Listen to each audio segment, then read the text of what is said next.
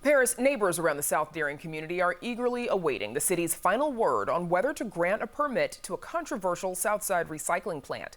Earlier this week, a city assessment said the plant would not have an adverse effect on residents' health, but advocates who've been protesting the plant disagree. Joining us now with more are Yesenia Chavez, a Southeast Side resident and a member of United Neighbors of the 10th Ward, and Victor Henderson, an attorney with Henderson Parks, who has been representing 10th Ward residents in court. Now, we also invited representatives from Southside Recycling and the Chicago Department of Public Health for this conversation. They were unable to join us tonight, but we do have statements from each of them that we will get to in just a bit. But first, I want to get reaction from the two of you, Yesenia and Victor. Thank you for joining us. Yesenia, let's start with you, please. What's your reaction to this report? It's very tamed for now. Fairly disappointed. The process is inequitable. It's not transparent whatsoever. Victor Henderson, what's yours? Well, we've been fighting the city for a year and a half now, maybe a little longer. And all the way through, they have been less than transparent, which is diametrically opposed to how the administration presented itself when it was coming into office, that it was going to be transparent, that it was going to shine the light on how the city operated. And what we have with this process is just the opposite. As a Tribune editorial said just a few days ago, there's almost no light on the process, and that's unfair to the citizens of the city all across the board. So, despite these findings from this report that some residents face risks of chronic disease, that some will, the study says that it is still within EPA guidelines. Yesenia, talk about some of your issues with those EPA guidelines. Well, the fact of the matter is that there's no safe threshold of exposure to any particulate matter concentrations or any pollution concentrations in general. So I'm quite interested to see as far as how they calculated this and came up with these numbers, because it's on the EPA website that there is no safe threshold. So regardless of how minuscule the risk may be after their calculations, the point of the matter is that there's already chronic disease present in our neighborhood. These people are already living with the consequences of whatever chronic diseases they have, and any conditions that are going to exacerbate those conditions should not be present whatsoever. Now, CDPH, the Chicago Department of Public Health, released a statement after this week's community meeting, and it reads in part, quote, "Engaging the community has been a top priority of this process from the beginning. CDPH has been listening to community voices and concerns regarding this permit for well over a year. This has included convening multiple town hall meetings, ongoing meetings with local stakeholders, systematic review of thousands of public comments, and daily social media monitoring." Of course, as we've been discussing this evening, Victor, you all have had a lot of concerns about what you call a lack of transparency about this process. Tell us a little bit more about that. Well, what the city says is true and it's not true. The long and the short of it is they've gone through the motions. They have not put the information out for it to be tested. They have not put the information out for it to be examined. They have not been open to having people take a look behind what's going on at the curtain.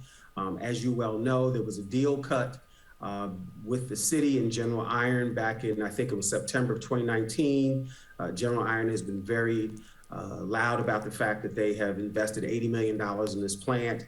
There have been multiple aldermen and state officials who have taken money from General Iron through lobbying. And so at the end of the day, this is really about the city of Chicago, even the state of Illinois, standing with the polluters as opposed to the people, standing with the powerful as opposed to the people in the community. And it's just one additional indication that we can't trust the people in City Hall and what they're doing. It's really a travesty, and it affects more than just the people in the 10th Ward. It's how the city does business, and it really speaks to about democracy in general, and the people in City Hall are failing us. And of course, we talk about the physical health risks or potential risks, Yesenia, but please tell us a little bit about the impact of these sites on the mental health of residents in the area. I mean, where do I start? I've been seeing developments like this happen since I was a child, and it's still continuing. And I would have never thought that the same pollution that my grandfather had to face in 1974 when he got here, I would have to be combating against now today. I'm a third generation Southside resident, as are many of the people on the Stop General Iron campaign, which is a multi-generational campaign.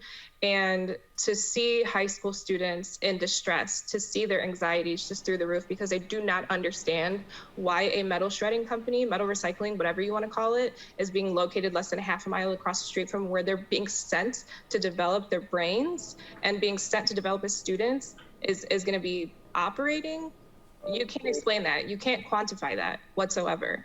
So to say the least, it's very disheartening to see that the Chicago Department of Public Health is standing with polluters and is standing on the side of General Iron despite a $500,000 fine that they had to pay last year for a Clean Air Act violation. And the experience is just overwhelming. Now, Southside Recycling, they also sent a statement that reads in part, quote, by CDPH's own statements, Southside Recycling has been subject to the most rigorous and comprehensive study of a proposed industrial facility ever conducted in Chicago. The facts are clear. We built the most environmentally conscious metal recycling facility in the country, but politicians, government officials, and the media are being cowed by a small but vocal opposition and their persistent false narratives and misinformation aimed at demonizing our business and recycling. Yesenia, what do you make of Southside Recycling calling opposition misinformation? They have yet to point out what the misinformation is, so I don't really care for that statement personally. I have yet to see any evidence prove that an operation of a metal shredding company like General Iron, like Southside Recycling, is beneficial to the health of residents, especially the development of children. So whatever misinformation they're pointing out, I would love to talk about because they have yet to do so. Victor, we've got about 30 seconds left. How could the city have gone about this entire process differently, outside of the transparency issues? You know, first and foremost, if it was such a great thing, it would have stayed in Lincoln Park. Anything that's good, they would have wanted it in Lincoln Park. They would have wanted it in Winnetka. They would have wanted it in Glencoe. But because it's bad, they throw it down to the 10th Ward. They think that the Black people and the brown people and the women and the others in that area don't have the sense enough to fight, don't have the gumption to fight. The city should have done and could have done what it said in the beginning when the administration first got into office, that they were going to show the light and be different than prior administrations. And they have been the same as the administration before them and the administration before them, you know, and so we need to see a change. Okay, we'll have to leave it there. Our thanks to Yesenia Chavez and Victor Henderson for joining us. Thanks for having me. Thank you.